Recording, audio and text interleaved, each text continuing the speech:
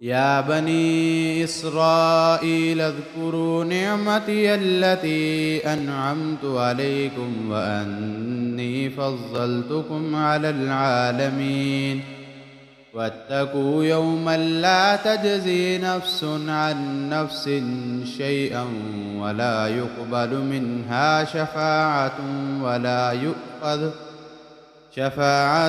ولا يؤخذ منها عدل ولا هم ينصرون. وإذ نجيناكم من آل فرعون يسومونكم سوء العذاب يذبحون أبناءكم ويستحيون نساءكم ففي ذلكم بلاء من ربكم عظيم. وإذ فرقنا بكم البحر فأنجيناكم وأغرقنا آل فرعون وأنتم تنظرون.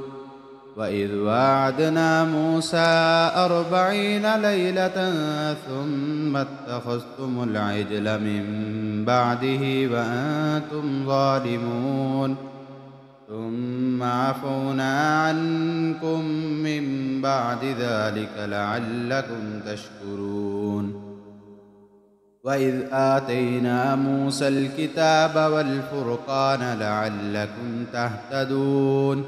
وإذ قال موسى لقومه يا قوم إنكم ظلمتم أنفسكم باتخاذكم العجل فتوبوا إلى بارئكم فاقتلوا أنفسكم ذلكم خير لكم عند بارئكم فتاب عليكم إنه هو التواب الرحيم.